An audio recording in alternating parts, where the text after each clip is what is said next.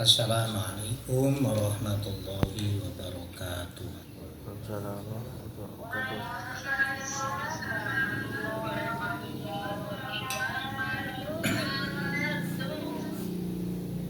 Ila hadratin nabiyina Muhammadin sallallahu alaihi wasallam wa ala alihi wa ashabil kiram. Syai'ulillahi lana wa lahumul fatihah. A'udzubillahi. Bismillahirrahmanirrahim. Alhamdulillahi rabbil alamin. Ar-Rahmanirrahim. Maliki yaumiddin. Iyyaka na'budu wa iyyaka nasta'in. Ihdinas siratal mustaqim. Shiratal ladzina an'amta 'alaihim ghairil maghdubi 'alaihim waladdallin. Amin. Summa ila Syekh Muhammad Jamaluddin Al-Qasimi Ad-Dimashqi lahumul Fatihah. A'udzu billahi minasyaitonir rajim. Bismillahirrahmanirrahim. Alhamdulillahi rabbil alamin. Ar-Rahmanir Rahim. Maliki yaumiddin. Iyyaka na'budu wa iyyaka nasta'in. Ihdinas siratal mustaqim. Siratal ladzina an'amta 'alaihim ghairil maghdubi 'alaihim waladdallin. Amin. Summa ila Syekhina Fatihah Syari Basyaruddin wa ustadzina Fathaluddin Abbas wa masyaikhina wa ustadzina wa silsilatihim syai'ulillahi lana wa lahumul fatihah. Bismillahirrahmanirrahim. Alhamdulillahi rabbil alamin. Ar-Rahmanir Rahim. Maliki yaumiddin. Iyyaka na'budu wa iyyaka nasta'in. Ihdinas siratal mustaqim. Shiratal ladzina an'amta 'alaihim ghairil maghdubi 'alaihim waladdallin. Amin. Bismillahirrahmanirrahim. Qul ja'al haqq wa zaqal batil. Innal batila kana zahuqa. Bismillahirrahmanirrahim. Nahmaduka ya dzal jalali wal ikram. Kami memuji kepadamu ya Allah, Tuhan yang mempunyai keagungan dan kemuliaan. Jadi Allah itu zat yang punya segala kedudukan yang tinggi dan kedudukan kemuliaan. Setinggi apapun derajat kedudukan manusia, manusia tetap makhluk. Seberapapun mulianya manusia, manusia tetap makhluk. Dalam arti kedudukan tinggi, kedudukan kemuliaan manusia tidak ada bandingannya dengan kedudukan kemuliaan, kedudukan tinggi yang ada pada diri zatnya Allah Subhanahu wa ta'ala. Jadi ketika kita mendapatkan nikmat, kita bersyukur kepada Allah. Mendapatkan kedudukan, kita bersyukur kepada Allah. Apalagi alama akmalana min dinil Islam. Apalagi kita dijadikan manusia yang diberi pilihan oleh Allah, yaitu beragama Islam, min dinil Islam. Karena itulah pada dasarnya kenikmatan yang abadi, yaitu kenikmatan beragama Islam. Karena agama Islam meyakini la ilaha illallah Muhammadur Rasulullah. Manusia makhluk di dunia, kedudukannya, derajatnya setinggi apapun, kemuliaannya semewah apapun, Tapi kalau tidak beragama Islam, akidahnya tidak meyakini bahwa Allah adalah Tuhannya, dia akan celaka selama-lamanya. Wa nusalli wa nusallimu ala nabiyil huda war rahmah al-mab'uthi bil kitabi wal hikmah khatamin nabiyyina wa imamil mursalina wa imamil mursyidina sayyidina Muhammadin wa ala alihi wa sahbihi wa atba'ihi ajma'in. Yang nomor 2, kita senantiasa memohon rahmat. Dalam arti kita senantiasa membacakan sholawat, membacakan salam kepada Nabi kita, yaitu Nabi Muhammad, yang membawa hidayah, yang membawa petunjuk, warahmati, dan membawa sifat kasih sayang.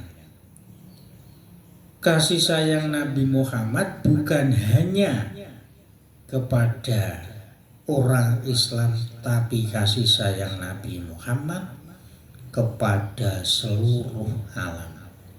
Bukan hanya manusia, jin, hewan akan senantiasa merasa mendapatkan rahmat ketika Nabi Muhammad diutus oleh Allah Subhanahu wa Ta'ala.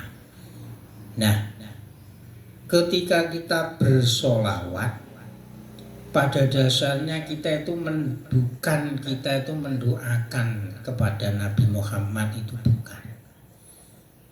Kalau kita itu meyakini bahwa kita membaca sholawat itu mendoakan atau membaca sholawat, membaca salam, itu kita itu meyakini bahwa kita itu mendoakan Nabi Muhammad, itu keliru.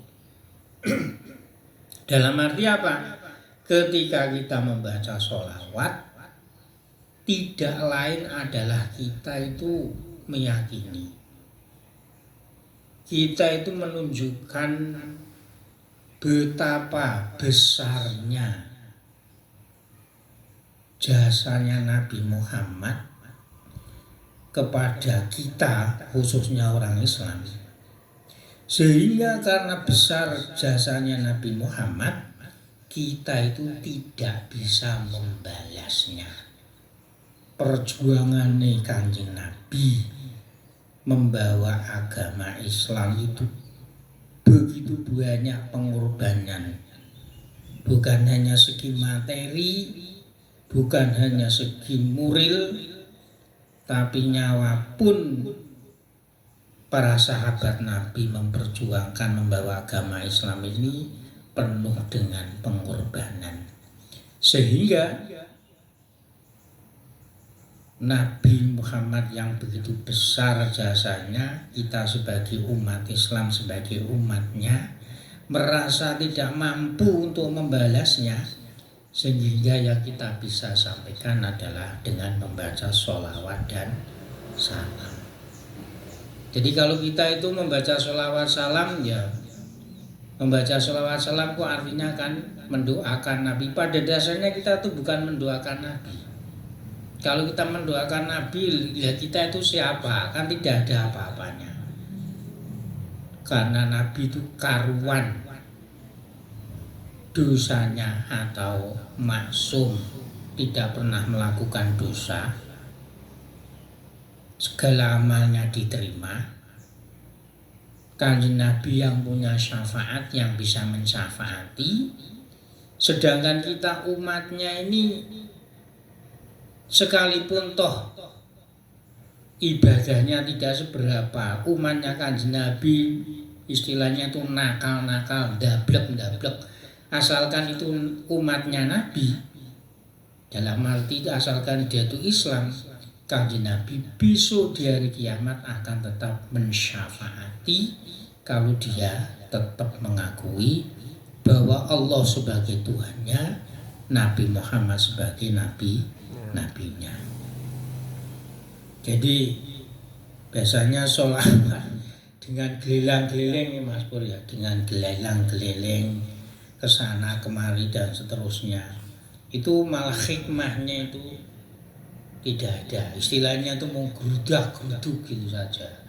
Sholawat yang terbaik ya kita itu membaca sholawat dengan santai, dengan bahagia, tidak penuh dengan emosional. Kita resapi bahwa kita membaca sholawat ini adalah kita menunjukkan kita tidak bisa membalas jasa Kanjeng Nabi.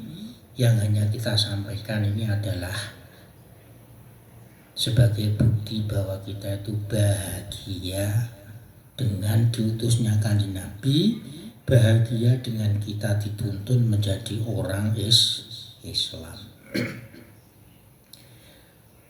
Lalu Nabi Muhammad ini al-mab'utsi bil kitabi wal hikmah. Nabi Muhammad tentu kalau namanya Nabi pasti ada kitab pegangan yaitu Al-Quran. Mujizatnya Nabi ila yaumil qiyamah yaitu Al-Quran. Karena apa? Kitab-kitab selain agama Islam itu berubah-ubah. Istilahnya itu tidak pakem, ora ono sing ngapal. Tapi kalau Al-Quran sampai ila yaumil qiyamah itu redaksinya, teksnya, bunyinya tetap sama. Dan di dunia ini bukan hanya 2 juta, 1 juta, tapi ratusan juta yang hafal Al-Quran. Itu menunjukkan bahwa Al-Quran ini adalah benar-benar firman Allah, dan Al-Quran ini adalah benar-benar mujizat Nabi yang disampaikan dari Allah Subhanahu wa ta'ala. Bismillahirrahmanirrahim. Kitabul ilmi, fadilatul ilmi. Keutamaan ilmu atau keutamaan kita senantiasa menuntut ilmu. Syawahidu minal Qur'ani ayatun katsiratun minha syahidallahu annahu la ilaha illahu wal malaikati wa ulul ilmi qa'iman bil qist yarfa'illahu alladhina amanu minkum walladhina utul ilma darajat. Qul hal yastawil ladina ya'lamuna wal ladina la ya'lamun. Innama yakhshallaha min ibadihil ulama. Walau rudduhu ila rasuli wa ila ulil amri minhum li'alimahul ladina yastanbitunahu minhum. Keutamaan ilmu itu dibandingkan dengan kita jungkung istilahnya itu apa ya, manteng ya apa Mas Pur, jungkung manteng. Kalau Indonesianya pokoknya mung hanya ibadah, itu bandingannya tidak sebanding, dalam arti tetap fadilahnya itu lebih tinggi ilmu. Karena ilmu itu sifatullah atau sifatul ma'bud, sedangkan ibadah itu sifatul ibad. Jadi kalau ilmu itu adalah sifatnya Allah yang disembah, sedangkan kalau ibadah itu jungkung ibadah. Ya tentu ibadah yang tidak disertai dengan ilmu, pokoknya melu niki ibadah gitu saja. Itu sifatnya hamba. Sedangkan sifatnya hamba dengan sifatnya Allah itu lebih tinggi derajatnya. Sifatnya Allah atau sifatnya ma'bud, zat yang disembah. Oleh karena itu di sini penekanannya adalah dimanapun, kapanpun, seberapapun kita senantiasa menuntut ilmu. Karena dawuh Kanjeng Nabi, nuntut ilmu itu ketika bukan hanya ketika kecil, kemudian setelah lulus SMP, SMA terus tidak menuntut ilmu, itu tidak. Terus tolabul ilmi faridatun minal mahdi ilal lahdi. Jadi menuntut ilmu itu ya sejak dari kecil sampai tua, sampai akhir hayat tetap senantiasa menuntut ilmu. Dan menuntut ilmu ini kalau dalam keterangan-keterangan kitab fikih itu adalah andikan dia itu mati masih menuntut ilmu dalam hatinya, walaupun dalam arti seminggu sekali, tapi dia itu mengharap setiap hari nek iso menangi dino Rebo, nek iso menangi dino Ahad ingin ngaji, maka dalam keadaan itu dia itu termasuk matinya itu adalah mati syahid. Ya tentu syahid akhirat. Oleh karena itu di sini penekanannya adalah senantiasa mencari ilmu. Karena dalam Al-Qur'an itu banyak sekali di antara syahidah.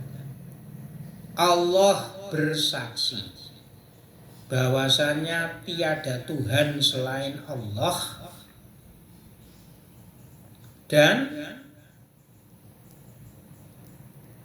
wasyahida, dan para malaikat memberi penyaksian, dan orang-orang yang berilmu imam bil iski, yaitu jejak itu bahasa Indonesia apa? Dengan penuh keadilan, dengan penuh kebijaksanaan.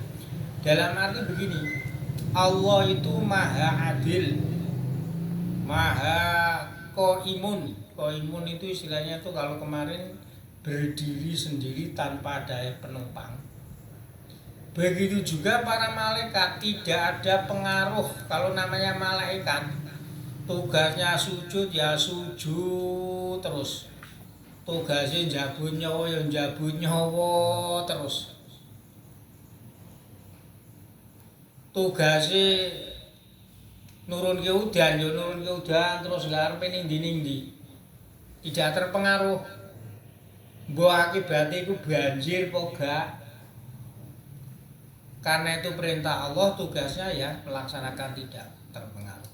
Begitu juga orang yang berilmu, orang yang senantiasa mencari ilmu dan berilmu, dia itu imam bil qisti, dia itu akan berdiri tegak penuh dengan kebijaksanaan. Jadi kalau orang ilmu itu bahasanya enggak goyah, tidak terpengaruh, prinsipnya itu tidak terpengaruh, dalam arti perjalanannya dia itu lurus-lurus saja. Kesimpulannya, wanahika bihadza syarafan wa fadlan. Kesimpulannya, kalau Allah memberikan penyaksian, Allah memberi apa itu namanya, menyaksikan, itu dalam arti itu ngecap, nyetempel, maka bagi kita wanahika, cukup bagi kita dengan menuntut ilmu itu berarti akan diberi kemuliaan dan keutamaan. Nah, kemuliaan dan keutamaan ini bukan cuma secara zahir. Ini cerita-cerita zaman saya ini kini loh, soalnya wong golek ilmu mati termasuk dalam keadaan itu. Ning kuburan iki ya ambune wae. Sing saiki viral kene ndi yo? Ning Lampung muni. Lampung si apa mahasiswi. Mahasiswi itu. Terus kalau yang kejadian lagi kan di Mesir itu.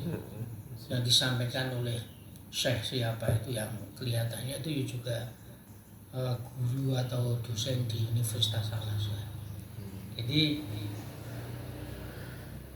apa itu namanya, kuburan itu setelah diteliti ternyata dia itu dalam hati, dalam keadaan menuntut ilmu. Dan Allah berfirman, yarfa'illahu alladzina amanu minkum walladzina utul ilma darajat. Yang artinya iki nomor 1 pokoke bahasane wong duweni ilmu iki lho, kok sejajar iki ora Mas Pur. Sejajar iki dalam menyungkun nanti ningkine Allah itu mensejajarkan orang yang berilmu dengan para malaikat itu sejajar. Sejajar apa? Kemuliaannya, keutamaannya, begitu juga pendiriannya. Yang nomor 2, yarfa'illah. Allah akan mengangkat derajatnya orang-orang yang beriman dan orang-orang yang senantiasa utul ilma, yaitu orang-orang yang senantiasa menuntut ilmu. Orang menuntut ilmu itu bendino ning pondok tok iku ora Mas. Walaupun ya cara Kanjeng Nabi di dalam hadis yang lain kan nek iso iki aja nglewati 40 dina kuwi ora ngaji blas. Tidak mujalasatal ilmu, tidak mendiskusikan, tidak membicarakan ilmu itu jangan. Mulane terus ana selapanan. Ya selapanan kan kalau Jawa ini hadis Kanjeng Nabi jangan sampai melewati 40 hari kita tanpa mengkaji atau mendiskusikan ilmu. Mergo ilmu itu nurun. Nah di sini iki kabeh Quran. Gusti Allah mengangkat derajatnya orang-orang yang beriman wis iman tok sih. Sing penting nggo nek iman iki mesti diangkat derajate. Ora tuh maning dunya kok ning akhirat kok derajat terus akhire mergo ilmu kita terus dadi lurah, dadi menteri. Orang itu tok. Itu kan derajat dunya nek barbar. Ini dalam arti diangkat derajatnya otomatis derajat di sisi Allah. Dan orang-orang yang senantiasa menuntut ilmu yus piye Gusti Allah ngangkat derajate sing penting Allah dawuhi kaya ngene. Lah kita itu harus yakin karena ini dawuh Gusti Allah. Yang nomor 3, Qul hal yastawil ladina ya'lamuna wal ladina la ya'lamun.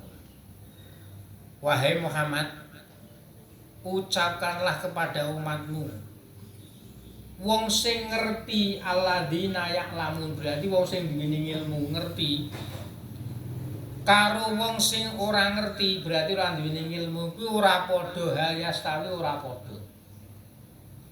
Jadi Gusti Allah dawuh ning Kanjeng Nabi ngomongno ning umatmu wong nek sing ngerti karo ora ngerti ora padha. Ya mesti ora padha, ngerti karo ora ngerti ora padha. Mungkin nek mergo ora ngerti ngeyel, ya ora ngerti kok ngeyel. Ya krana ora ngerti, makanya kapan-kapan derajate wong iki sing dhuwur mesti wong sing duweni ilmu. Yang punya ilmu mesti derajatnya tinggi. Andikan ibadahnya ya tentu diterima teratur karena didasari dengan ilmu. Ketika bergaul atau diskusi pun ya bukan istilahnya orang ngeyel tok karena juga di ilmu. Wa qala ta'ala innama yakhsyallaha min ibadil ulama. Dan hanya hamba-hamba Allah yang takut kepada Allah lah hanya ulama. Ulama ini berarti orang yang duweni ilmu. Jadi sampean yo duweni ilmu, yo jenenge ulama, tapi ulama sekarang itu kan menjadi apa? Menjadi istilahnya itu brand. Kayak sampe ulama itu berarti kiai di pondok dan seterusnya. Tapi di sini ulama itu pada dasarnya adalah yang punya ilmu. Wong duweni ulama itu kan jamak. Alimun la alimun wong sing duweni ilmu.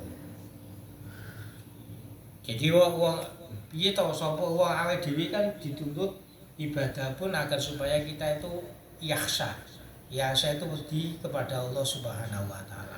Dan hanya orang-orang yang berilmu lah yang orang yang punya ketakutan, sifat takut kepada Allah Subhanahu wa taala. Nek takut itu berarti orang nglakoni maksiat, orang nglakoni dosa. Kemudian yang nomor 5, ini tadi ilmu. Walau udhu ila rasuli wa ila amri minhum la alimahul ladzina yastanbituna minhu. Jadi misalkan semuanya itu kembalikan kepada Rasul utusan atau ulil amri itu pembawa kebijaksanaan pemerintahan, maka hanya orang-orang yang berilmu lah, ya, di mana orang-orang yang berilmu itulah yang bisa memilah suatu masalah-masalah fil waqa'i roda hukmahu fil waqa'i lastimbatin. Jadi ngeten lho, pamane kula panjenengan itu punya masalah, di mana masalah ini kita tidak bisa menguraikan, dan masalah yang bisa menguraikan ini adalah orang-orang yang punya ilmu.